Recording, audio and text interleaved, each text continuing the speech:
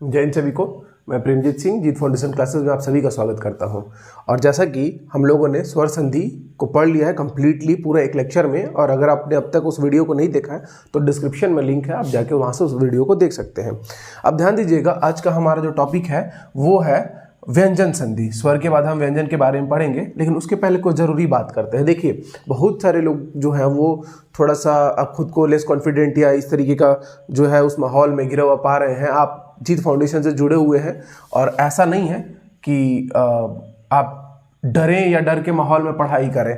आपको बस हम पे पूरा भरोसा रखना है और यकीन मानिए हम आपके भरोसे पे पूरी तरीके से खरा उतरेंगे। ठीक है, ये हमारे परिणाम है, ये हमारे लोगों की, हमारे जो मेरिटोरियस स्टूडेंट्स हैं, ये उनका रिजल्ट है। और ये यूं ही नहीं आता है, कहीं ना कहीं एक टीचर की बहुत अहम भूमिका होती है। तो आप बिल्कुल अच्छे हाथों में है, इतना मान के चलिए और हम लोगों पे पूरा फेथ रखिए, भरोसा रखिए। बिल्कुल हम आप मिलके बहुत बेहतर करने जा रहे हैं। ठीक है, और एक पोस्ट आप जरूर लेंगे। चलिए, आज का जो टॉपिक है उस पर आते हैं कि व्यंजन संधि। ठीक है, एक्चुअल में मैंने अगर इंट्रोडक्शन देखा होगा तो मैंने वहाँ पे आपके स्वर के बाद व्यंजन क्या है ये भी मैंने वहाँ समझा दिया था, और विसर्ग संधि क्या होता है ये भी समझा दिया था। फिर भी देखते हैं कि जब भी व्यंजन, ठीक है, जब भी व्यंजन वर्ड आएगा, ठीक है, जैसे कि हम दो शब्दों में तोड़ते हैं, जब भी संधि करते हैं दो शब्दों में तोड़ते हैं। मतलब कि एक पहला शब्द रहता है धन, एक दूसरा शब्द रहता है।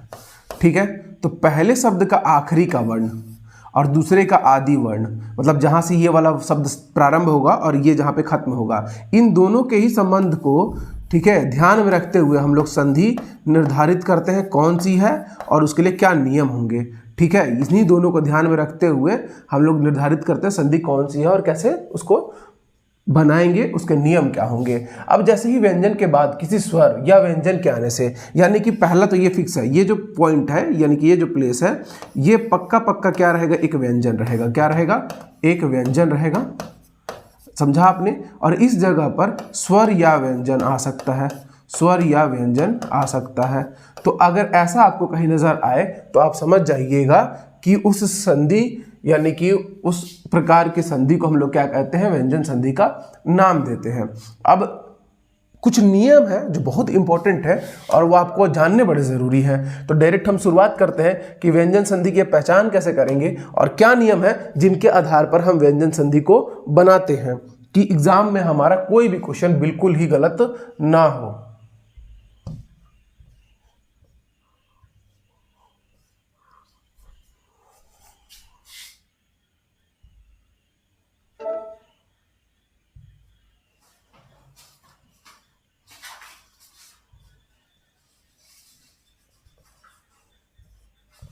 ठीक है, चलिए देखते हैं इसको, छोड़िए इसको। ठीक, पहला नियम क्या, देखिए, वर्ग के पहले वर्ण का तीसरे वर्ण में परिवर्तन। जब मैंने आपको वर्णमाला पढ़ाया है, अगर आपने उसके वीडियोस भी नहीं देखे हैं तो प्लीज़ डिस्क्रिप्शन में लिंक है, आप वहां जाके उसको देखिए। तो वर्णमाला में मैंने आपको बताया था कि कोई भी वर्ण होता है, जैसे कि क, ख, ग, घ और अंगा, इस तरीके से। तो जो पांचवा है उसका और जो तीसरा वर्ण है उसका परिवर्तन होता है उसके ग्रुप लीटर में, यानी कि ये बात कर रहा हूं मैं क वर्ग की, तो इसका और तीसरे का पहले में परिवर्तन होता है। ठीक, लेकिन वहां अगर हम संधि विच्छेद करते थे तब के लिए था, यहां आपको दिया रहेगा और बताना रहेगा कि क्या आएगा और किस तरीके से। तो इसी चीज को रिवर्स करके बोलेगा कि वर्ग के पहले वर्ण का, क्या बोलेगा, वर्ग के पहले वर्ण का, ठीक है, तीसरे वर्ण में परिवर्तन, तीसरे और पांचवें वर्ण में परिवर्तन होता है। तो अभी हम तीसरे वाला देख लेते हैं। जैसे कि सभी वर्गों के वर्णों का होगा कि क वर्ग, च वर्ग, ट वर्ग, ठीक है, त वर्ग और प वर्ग। ठीक है, इनका जो स्वर रहेगा तो वो किस में बदल जाएगा, क वर्ग का ग में, च वर्ग का ज में, ट वर्ग का ड में, त वर्ग का द में और प वर्ग का ब में। ठीक,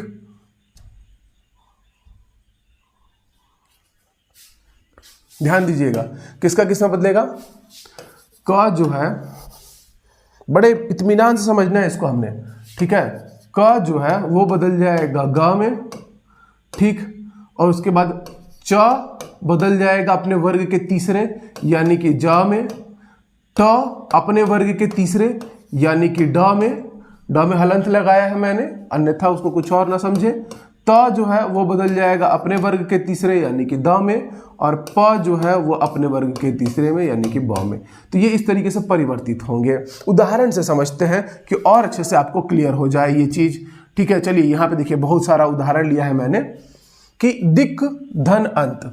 यहाँ देखिए यहाँ क्या आ गया है, दिक् धन अंत दिगंत, यहाँ पे क आया है। ध्यान दे रहे हैं आप लोग, यही नियम हम लोग को पढ़ना है, यही सीखना है और इसी को बेहतरीन तरीके से करना है। दिक् धन अंत, इसीलिए मैंने कहा था कि वर्णमाला बहुत ज़रूरी है, उसको कोई सीरियसली लेता नहीं है, बट आपको उसको बहुत अच्छे तरीके से क्लियर करना है। तो एक समझ लीजिए कि वो आपका एक फॉर्मूला है और उस फॉर्मूले पे आगे पूरा हिंदी ग्रामर चलेगा, चाहे संधि समास कुछ भी हो। वर्णमाला आपका पूरा एकदम क्लियर होना चाहिए। ठीक है, चलिए फिर देखिए यहाँ पे दिक् धन अंत। अब यहाँ पे एक व्यंजन आया और यहाँ पे आया एक स्वर, दोनों मिले तो क जो है वो तीसरे, अपने क जो है वो तीसरे में परिवर्तित होगा, यानी किस में आ जाएगा, ग में परिवर्तित हो जाएगा। तो दिक् धन अंत क्या हो जाएगा, दिगंत।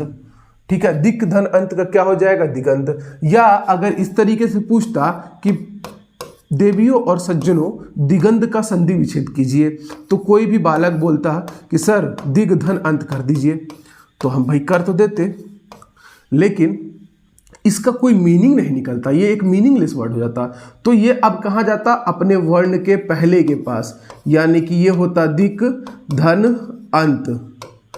ठीक है, दिक् मतलब दिशा, अंत मतलब उसका अंत। ठीक है, तो अब लेकिन लिखा कैसे जाएगा, ये दिगंत। सही वाला संधि विच्छेद कौन सा है, दिक् धन अंत। तो जब दिक् धन अंत का संधि करोगे तो वो दिगंत लिखा जाएगा, और जब संधि विच्छेद करोगे तो दिक् धन अंत लिखा जाएगा। उम्मीद करता हूं कि एकदम क्लियर है सब लोग को। ठीक, चलिए आगे बढ़ते हैं कि इसी में दिक् धन गज क्या हो जाएगा, दिग्गज। अब तो ये क्लियर है कैसे हो रहा है, दिक् धन दर्शन दिग्दर्शन। ठीक है, तो अगर कभी पूछ दे आपसे कि इसका संधि विच्छेद बताओ, तो यहाँ ग दिखा तो आपको पता है क में बदलिएगा, और अगर संधि करने बोला है कि दिक् धन अंबर का क्या होगा, तो क के बदले क्या आ जाएगा, ग, दिगंबर। अब एकदम क्लियर हो रहा होगा, एकदम क्रिस्टल क्लियर। वाक धन दत्ता, वाग्दत्ता। ऋक् धन वेद, ऋग्वेद, बड़ा ही इंपॉर्टेंट है, बहुत सारे एग्जाम्स में पूछा है। ठीक है, ये भी पूछा है, दिग्दर्शन याद रखिएगा, जहां मैं इंपॉर्टेंट लिख दूं समझ लीजिए एग्जाम में आएगा। सट धन दर्शन, षड दर्शन। ठीक है, षड दर्शन। ठीक, और ये ट वर्ग का है, तो ट देखिए यहाँ पे, ट किस में परिवर्तित हुआ, ड में। ट किस में परिवर्तित हुआ, ड में। जगत धन अंबा, जगदम्बा। ठीक है, माँ दुर्गा का नाम है जगदम्बा, तो जगत धन अंबा। यहाँ ग है तो यहाँ भी ग है। त जो है वो किस में परिवर्तित हुआ है, देखिएगा तो द में। त जो हुआ है वो किस में परिवर्तित हुआ है, द में, तो जगदम्बा हुआ है। क्लियर। यहाँ पे वाक धन ईस क्या बना है, वागीस। बहुत सारे एग्जाम्स में पूछा है, बहुत इंपॉर्टेंट है। वाक धन ईस क्या होगा, वागीस। क जो है वो ग में परिवर्तित हुआ। दिक् धन विजय, दिग्विजय। क्लियर है। उसके बाद देखिए अच धन अंत, अजंत। च आया, ठीक है, तो ज पे अनुस्वार आ गया। सत धर्म, सद्धर्म। त जो है वो किस में बदलेगा, द में। क्लियर। तो ये इस तरीके से जो पहला है वो तीसरे में परिवर्तित हो रहा है, चाहे वो क वर्ग हो, चाहे वो च वर्ग हो, चाहे ट वर्ग हो, त वर्ग हो, प वर्ग हो। पहला जो है वर्ण वो तीसरे वर्ण में परिवर्तित हो रहा है, ये आपको साफ देखने मिल रहा है। और यही चीज जब उल्टा करोगे, संधि विच्छेद करोगे, तो तीसरा और पांचवा पहले में बदलता है, ग्रुप लेटर में बदलता है। तो एकदम मैं उम्मीद कर रहा हूं एकदम क्लियर होगा। चलिए आगे बढ़ते हैं हम लोग।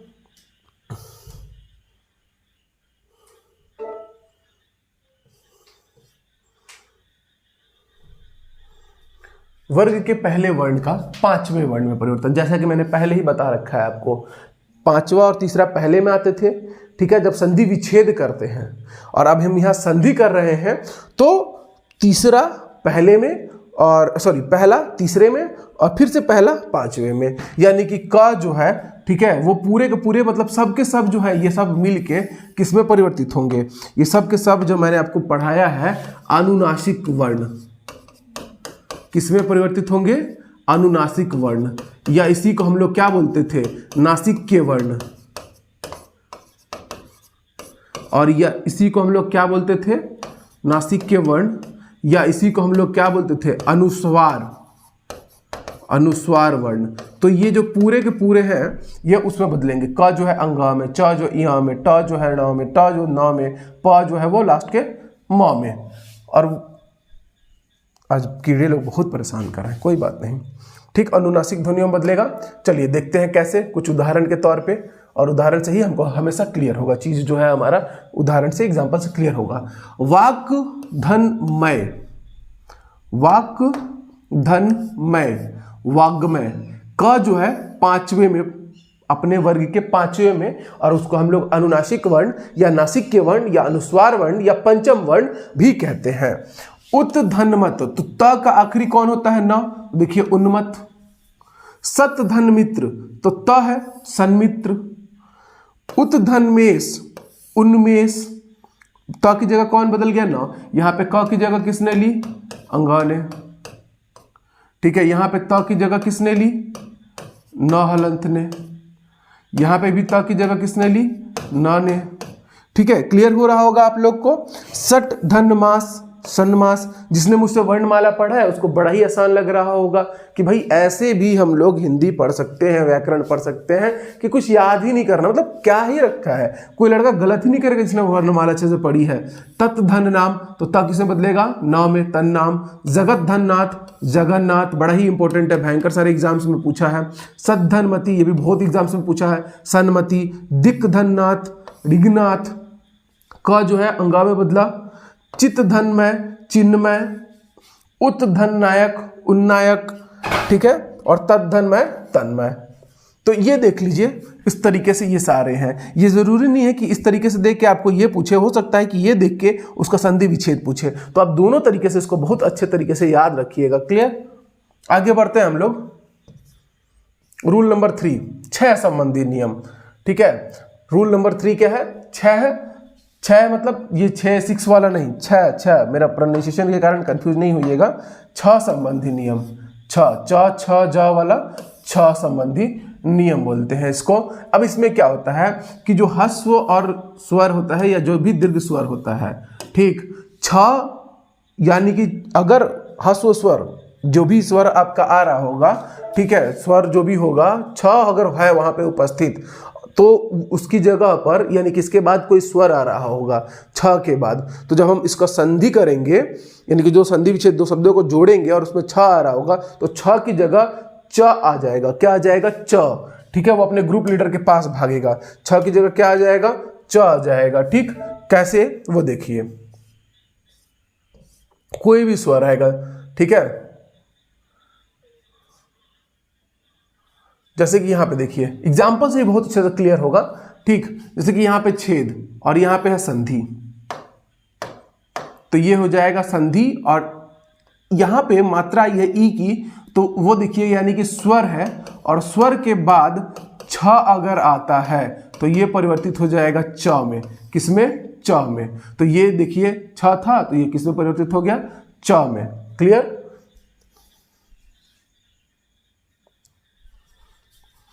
अब देखिए अनुच्छेद, अनु, उ की मात्रा, उसके बाद आ रहा है 6, तो ये किस में बदल जाएगा, च में। किस में बदल जाएगा, च में। तो अनु धन छेद क्या बन जाएगा, अनुच्छेद। क्या बन जाएगा, अनुच्छेद। क्लियर हो रहा है सब लोग को, ठीक है। स्व धन छंद, तो ये किस में बदल जाएगा, छ है तो वहां पे क्या आ जाएगा, च, तो ये हो जाएगा स्वच्छंद। वि धन छेद, विच्छेद। लक्ष्मी धन छाया, लक्ष्मी छाया, मतलब जहां भी 6 आ रहा है, 6 संबंधी नियम बोलते हैं इसको। आधन छादन, बड़ा इंपॉर्टेंट है, बड़े एग्जाम्स में पूछा है, तो इसका हो जाता है आच्छादन, च आ जाता है, जुड़ जाता है। तो 6 संबंधी नियम, बस ध्यान देना है, जहां भी 6 आया, ठीक है, मतलब कि जो दूसरा शब्द होगा उसका आदि अगर 6 होता है, यानी कि जिसकी शुरुआत अगर 6 से होती है, देखिए 6 से होती है, छेद, छाया, छेद, ठीक है, छंद, छाया, छादन, तो हमेशा उसके पहले क्या प्रयोग करेंगे हम लोग, च का। परिधन छेद, परिच्छेद, च आ गया है, च का प्रयुक्त हुआ है, तो यही बस नियम था, 6 से जुड़ा हुआ। 6 के बाद त संबंधी नियम। त संबंधी नियम में कह रहा है कि अगर च छ हो तो च में, ठीक है, व्यंजन के बाद ज झ हो तो ज में, ट ठ हो तो ट में, ट ढ हो तो ड में, और ल हो तो ल में, ठीक, इत्यादि।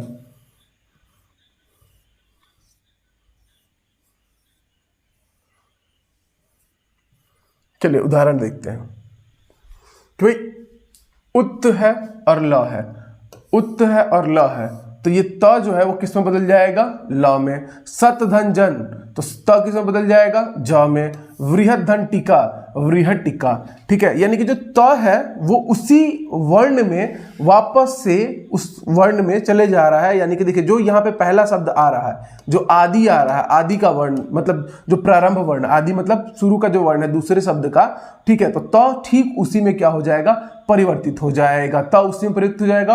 और इसको हम लोग बोलते हैं द्वित या फिर संयुक्त वर्ण बोल सकते हैं आप इसको, जो लाला संयुक्त है, जाजा संयुक्त है, टाटा संयुक्त है, चाचा संयुक्त है, यहाँ भी चाचा संयुक्त है, लाला संयुक्त है, तो ठीक है। अब यहाँ से सत धन चित, तो देखिए त जो है ये च में वापस से परिवर्तित हो जाएगा।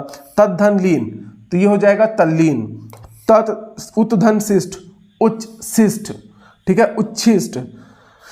और ये खास रूल है, ये इंपॉर्टेंट है, इसको मैं आप फिर से बताता हूँ, इसको ध्यान दीजिएगा। उच्च धन शिष्ट को कि जो स है वो किस में परिवर्तित होता है, च में। स है वो किस में परिवर्तित होता है, च में। सत धन शास्त्र, तो ये देखिए सच्छास्त्र। उत धन हार, उद्धार, ठीक। तो ये कहाँ से है, ये दो रूल, मतलब कि जब त के बाद स या त के बाद ह आता है तो ह परिवर्तित होता है द में और स परिवर्तित हो जाता है च में। मैं आपको दिखा रहा हूँ, ठीक है। ये नियम क्या है ना कि ये जो फॉर्मूला है ना ये थोड़ा सा क्लिष्ट है, कॉम्प्लेक्स है, इसलिए थोड़ा दिक्कत करेगा। अगर त के बाद स आए, क्या लिखा हुआ है यहाँ पे, ध्यान से देखिए। अगर त के बाद, अगर त, ठीक है, त हलंत, उसके बाद अगर स आए तो क्या हो जाएगा, स का छ में, ठीक है, परिवर्तन हो जाएगा। स का छ में परिवर्तन हो जाएगा और त का च में परिवर्तन हो जाएगा। स का छ में परिवर्तन हो जाएगा। कहीं भी आपको ऐसा नजर आए त और च, तो ये दोनों रिप्लेस होंगे। त जो परिवर्तित होगा वो हो जाएगा आपका यहाँ लिखा हुआ है च में, और एक सेकेंड, ठीक है, स जो है वो बदल जाएगा छ में, ठीक है, ये इसमें बदलेगा च में और स बदल जाएगा छ में। तो त संबंधी नियम था ये, ठीक। इसके अतिरिक्त ध्यान दीजिएगा यहाँ, अगर त संबंधी नियम, त व्यंजन के बाद अगर च छ आता है तो त किस में बदलेगा, च में, ठीक है। त के बाद, व्यंजन के बाद, तो किस में बदलेगा, च में। अगर त व्यंजन के बाद ज झ आते हैं तो ज में बदलेगा। त के बाद ट ढ आते हैं तो उसके वर्ण के पहले वाले में। त के बाद ड ढ आते हैं तो ड में बदलेगा। त के बाद ल आता है तो ल में बदलेगा। तो ये त के बाद आने के लिए नियम था। जैसे इसके पहले छ के बाद, छ के पहले आने के लिए पढ़ा था हमने, यहाँ पे त के बाद आने के लिए पढ़ रहे हैं। तो त का च में हो गया। अब त का यहाँ पे देख लीजिए कि अगर त के बाद ह आए, यानी कि त हलंत और दन ह हलंत, अगर त के बाद इस तरीके से आपको मिले, मतलब पहले वर्ण का ये आखिरी, ये दूसरे वर्ण का प्रथम, ये अगर इस तरीके से इन लोग का मेल होता है तो त का, इस त का द हो जाएगा और इस ह का ध हो जाएगा, तो द संयुक्त हो जाएगा। क्लियर, आपको एकदम अब क्लियर हो गया होगा। अब देख लीजिए एग्जाम्पल क्या होता है। बहुत बार मैं फॉर्मूला स्किप करता हूँ क्योंकि वो बिना एग्जाम्पल के समझ में नहीं आएगा। क्लियर, चलिए देखते हैं यहाँ पे। अब देखिए उत्धन ला, तो ल अगर रहेगा, ल का प्रयोग होगा तो क्या आता है जी, ल ही आता है, तो उल्लास हुआ। सत धन जन, जब ज और झ वगैरह रहेगा तो ज में परिवर्तित होगा, सज्जन। बृहत धन टीका, बृहत टीका, ठीक है।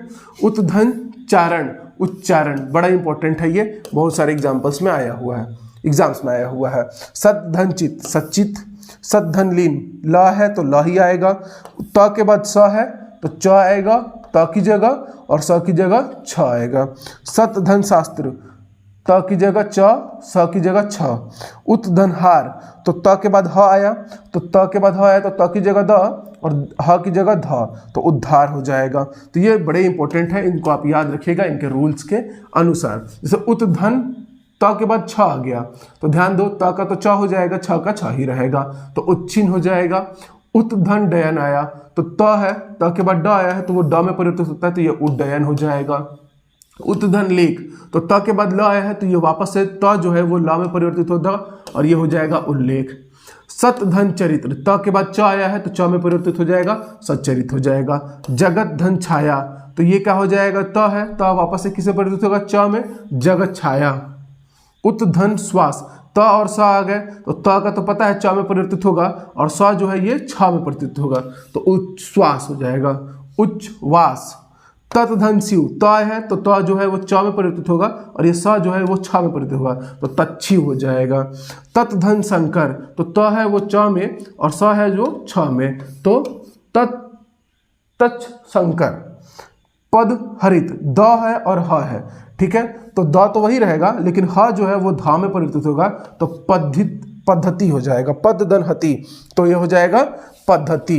पद धन हति क्या हो जाएगा, पद्धति। आपको ऐसा लिखा हुआ नजर आएगा पद्धति, दधा संयुक्त बोलते हैं इसको, पद्धति। क्लियर। तो त के बाद वाला नियम भी क्लियर हो गया। म के बाद वाला देख लीजिए अब कि म के बाद क्या आएगा। म के बाद जिस वर्ग का व्यंजन आता है उसी वर्ग का नासिक्य ड अंग या न म, ठीक है, अथवा अनुस्वार क्या प्रयोग हो जाएगा, ठीक है। म के बाद जिस वर्ग का भी व्यंजन आएगा, ठीक है,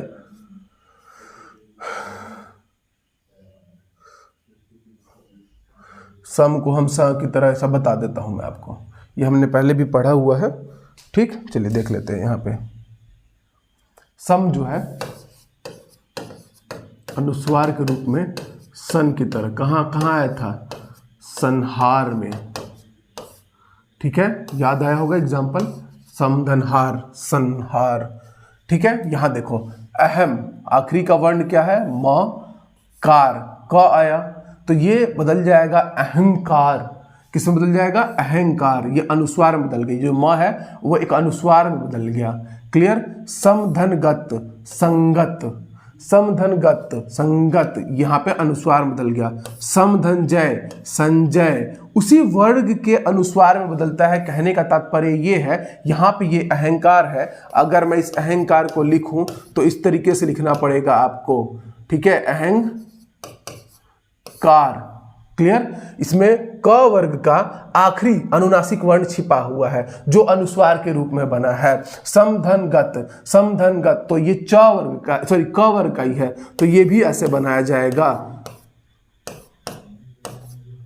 संगत, संगत, यही जो है अनुस्वार के रूप में यहां लगता है। आप लोग को अगर नजर आ रहा होगा तो क्लियर हो रहा होगा। समधनजय, समधनजय है लेकिन ये जो म है, ठीक है, यहां पे अगर इसका संधि विच्छेद करेंगे तो ये सन धन जय होता है, ठीक है, सन धन जय होता है। लेकिन हम इसका कोई मीनिंग नहीं होता इसलिए हम इसको रिप्लेस करते हैं किससे, म से, और उसके बाद होता है समधन जय और बनता है संजय, ठीक है। तो अनुस्वार कौन सा छिपा है आपको समझ में आ रहा है, क्योंकि जब मैंने वर्णमाला पढ़ाई थी आपको तो मैंने रूल बताया था कि जो ये सारे होते हैं आखिरी के, जिनको हम अनुनासिक वर्ण कहते हैं या अनुस्वार वर्ण कहते हैं, नासिक के वर्ण कहते हैं, पंचम वर्ण कहते हैं, तो ये अर्थ बनाने के लिए म न में, न में, ये इसमें और ये वापस से जो है म में, मतलब ये लोग आपस में एक दूसरे का जो है स्थान बदल सकते हैं अर्थ बनाने के लिए।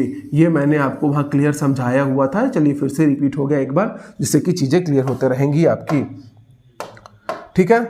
तो इस वजह से यहाँ पे समधन बंध, सम है और ब आ गया तो ब आ गया तो ब पे ये तो पहले से ऐसे ये बंध तो है ही, सम के बदले में यहाँ पे अनुस्वार लग जाएगा तो क्या हो जाएगा, संबंध। समधन कीर्ण, संकीर्ण बहुत ही इंपॉर्टेंट है, बहुत सारे एग्जाम्स में पूछा है। समधन जीवनी, संजीवनी, ये भी बहुत सारे एग्जाम्स में पूछा है, ये दोनों बहुत सारे एग्जाम्स में पूछा है। समधन जीवनी तो जो है अनुस्वार में बदल जाएगा, ये जो म है वो अनुस्वार में बदल जाएगा। समधन संतोष तो संतोष। समधन वर्ष, सॉरी घर्ष तो ये हो जाएगा संघर्ष, ठीक है। समधन कल्प तो क्या हो जाएगा, संकल्प। समधनगत, संगत। समधन पूर्ण, संपूर्ण, ठीक है। आप संपूर्ण को इस तरीके से भी लिखते हो, आप संपूर्ण को इस तरीके से भी लिखते हो, क्लियर। समधन छाया सॉरी समधन ध्या, तो ये हो जाएगी संध्या। समधन चित्त, संचित, ठीक है, अनुस्वार बदलते जाएगा। समधन चय, संचय, अनुस्वार देखते जाइए। समधन गम, संगम। परम धन तु, परंतु, परम में हलंत है यहाँ पे, परम धन तु, तो ये फिर से यहाँ पे पर के बाद अनुस्वार बदलेगा, परंतु हो जाएगा। तो जो म है, ठीक है, उसके बाद ये सारे जो अगर वर्ण आते हैं क वर्ग, च वर्ग, ट वर्ग, प वर्ग, और तो ये किसमें बदल जाएगा, अनुस्वार में।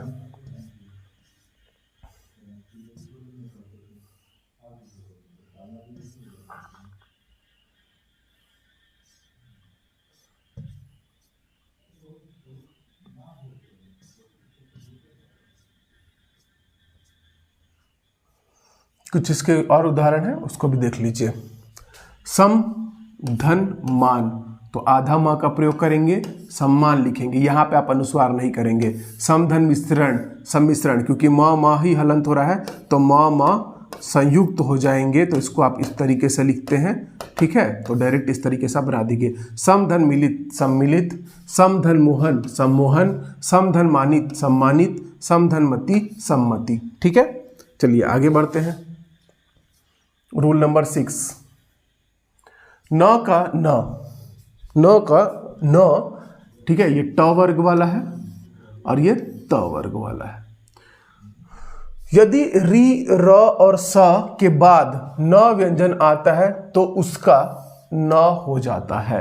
यदि री, र और स के बाद न व्यंजन आता है तो उसका न हो जाता है, भले ही बीच में क वर्ग, प वर्ग, अनुस्वार, य, व, ह आदि में से कोई भी एक वर्ण क्यों ना आ जाए, ठीक है। आपको ध्यान रखना है कि यदि इनके बाद न आता है तो, जैसे कि परिमाण, ठीक है, परिमाण, तो अब यहां देखिए न जो है वो किसमें बदल जाएगा, र आया, यहां देख रहे हैं ना आप, र आया, और नियम क्या है, री, र और स, रूल नंबर 6 व्यंजन वर्ण का, सॉरी व्यंजन संधि का, ठीक है। तो परिमाण, तो ये जो न है ये किस में बदलेगा, इस वाले न में, तो ये क्या हो जाएगा, परिमाण, ठीक।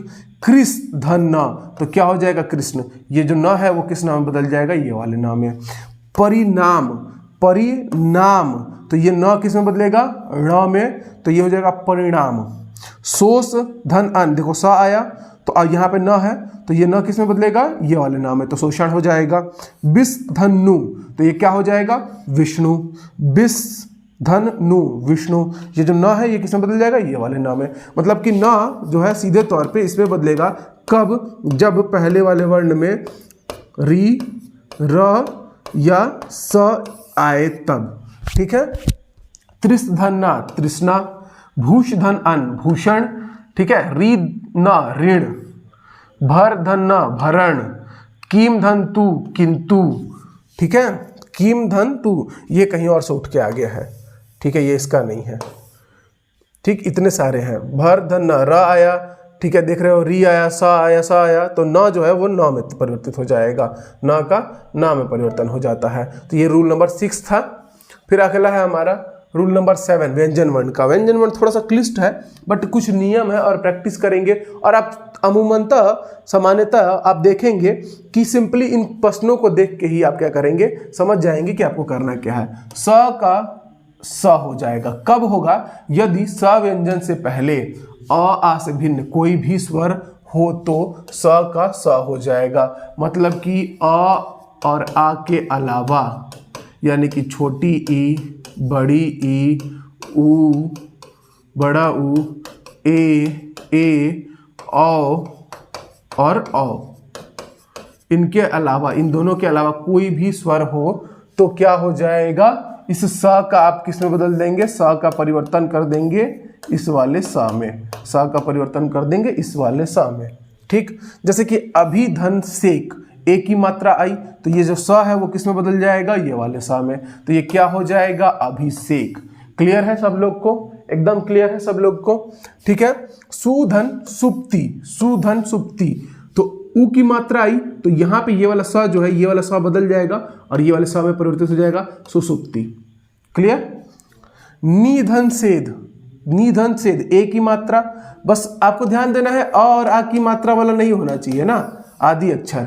बाकी इन मात्राओं में से कोई भी होगा आप परिवर्तित करेंगे। तो सेध क्या हो जाएगा, निषेध। बड़ा ही इंपॉर्टेंट है, भयंकर सारे एग्जाम्स में पूछा है। विधन सम विषम, निधन सिद्ध निषिद्ध, अभिधन सिक्त अभिसिक्त, अनुधन संगी अनुसंगी, सुधन समा सुषमा। ठीक है, तो इस तरीके से स का स में परिवर्तन होता है। अब इसके बाद जो है वो हमारा MCQ है। तो मैं उम्मीद करता हूं कि ये पूरे ही नियम आपने बड़े अच्छे से समझ लिए होंगे और इनको आपको याद रखने की ज़रूरत नहीं है। आपने अगर अच्छे से वर्णमाला पढ़ा है और आपने बाकी चीज़ों का पीछे अच्छा अध्ययन किया है तो समझ लीजिए एक मेथड की तरह ये आगे बढ़ता है। तो ये हमारा व्यंजन वर्ण था और बहुत ही कम समय में मैंने आपको व्यंजन संधि जो है वो कंप्लीट करा दी है।